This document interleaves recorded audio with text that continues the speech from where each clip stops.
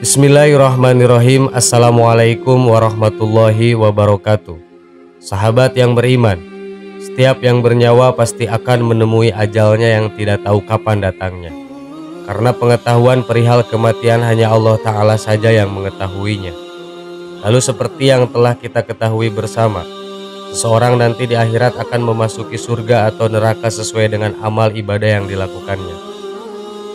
Tapi bagaimana dengan orang gila ketika meninggal? Apakah dia akan masuk surga atau masuk neraka? Berikut penjelasannya.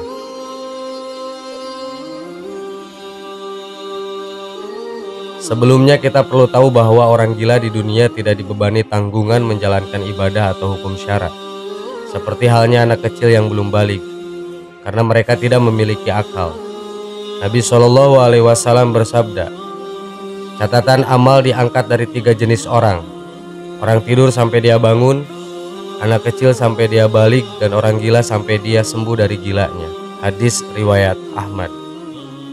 Mengingat mereka di dunia tidak dibebani syariat, maka di akhirat nanti amal perbuatan mereka semasa gila juga tidak dipersidangkan di hari perhitungan atau yaumul hisab, kecuali orang yang gilanya musiman atau gilanya setelah usia balik. Maka amal perbuatannya yang akan dipersidangkan atau dihisab di hari kiamat nanti adalah amal yang dia dilakukan selama tidak gila. Apa dia ke surga atau neraka? Allahu alam, tergantung pada amal perbuatannya semasa tidak gila. Yang kita bahas pada jawaban ini adalah orang gila sejak kecil, yakni sebelum memasuki usia baligh sampai meninggal dunia. Bagaimana nasibnya di akhirat nanti? Di surga atau neraka? Para ulama merinci penjelasannya kepada 2 rincian. Pertama, apabila kedua orang tuanya atau salah satu dari keduanya muslim, maka dia dihukumi muslim dan nasibnya di akhirat dimasukkan ke surga. Syekh Ibnu Utsmaini rahimahullah menjelaskan, anak yang terlahir dalam keadaan cacat akal, hukumnya seperti orang gila, dia tidak dibebani syariat. Oleh karenanya, amal perbuatannya tidak akan disidang atau dihisab di hari kiamat nanti. Bila ia berasal dari kedua orang tua yang muslim atau salah satunya muslim, maka status dia mengikuti orang tuanya yang beragama Islam. Maksudnya anak ini menjadi muslim sehingga dia dimasukkan ke dalam surganya Allah. Dalilnya adalah firman Allah Ta'ala di dalam surat At-Tur ayat 21. Dan orang-orang yang beriman beserta anak keturunan mereka yang mengikuti mereka dalam keimanan, kami pertemukan mereka dengan anak keturunan mereka di dalam surga, dan kami tidak mengurangi sedikit pun pahala amal kebajikan kepada mereka. Quran surat At-Tur ayat 21.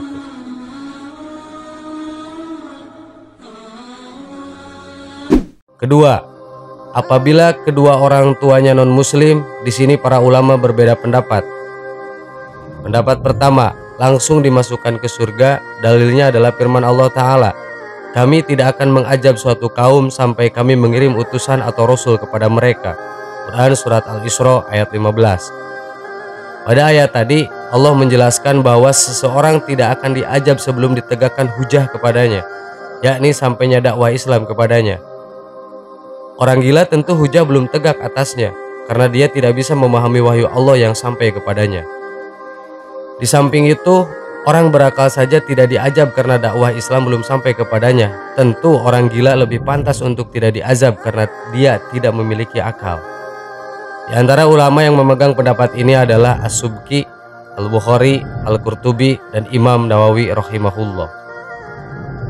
Imam Nawawi mengatakan dalam buku Al-Minhaj fi Syahri Sahih Al-Muslim li Ibni Al-Hajjaj, Syarah Sahih Muslim, inilah pendapat yang benar yang dipegang oleh para ulama muhakkik, bahwa mereka anak-anak kaum kafir dan orang gila termasuk penduduk surga. Pendapat kedua, dia akan diuji. Jika lulus ujian, maka dia dimasukkan ke surga. Bila tidak, maka dimasukkan ke dalam neraka. Ujian mereka berupa api. Apabila mereka mau masuk api yang disediakan Allah untuk menguji mereka, mereka akan masuk surga. Namun bila enggan, mereka akan dimasukkan ke neraka. Pendapat ini dipilih oleh Al-Baihaqi, Syekhul Islam Ibnu Taimiyah, Ibnu Qayyim, dan Abu Abdil Bar rahimahullah. Syekhul Islam Ibnu Taimiyah rahimahullah mengatakan, beberapa hadis sahih yang bersumber dari Nabi SAW menerangkan bahwa Orang-orang yang belum sampai dakwah Islam kepadanya ketika di dunia, seperti orang gila, orang tua renta, orang tuli yang menemui dakwah Islam namun dia tidak dapat mendengar suruhan Islam karena tuli yang dialami. Kemudian ahlul fatrah, yaitu orang yang hidup di zaman antara dua nabi atau rasul. Mereka semua nanti akan mendapat perintah di hari kiamat kelak. Apabila mereka menuruti perintah itu, maka mereka dimasukkan ke surga. Namun bila tidak, maka dia berhak mendapatkan azab. Penjelasan ini adalah bentuk pembenaran daripada firman Allah Subhanahu wa Ta'ala. Kami tidak akan menghukum seseorang sebelum kami mengutus Rasul. Quran Surat Al-Isra ayat 15. Maka dari sini Abu Hurairah berargumen bahwa anak-anak kaum musyrik tidak akan diazab sampai dia diuji terlebih dahulu. Kesimpulan, dari dua pendapat tadi, pendapat terakhir inilah yang tampaknya lebih kuat. Wallahu a'lam bishawab, karena sejalan dengan sabda Rasulullah SAW. Ada 4 jenis orang yang akan mengajukan banding pada hari kiamat nanti. 1. Orang tuli yang tak dapat mendengar sesuatu pun. 2. Orang dungu atau gila. 3. Orang tua renta lagi pikun. Dan 4. Orang yang meninggal pada zaman patro.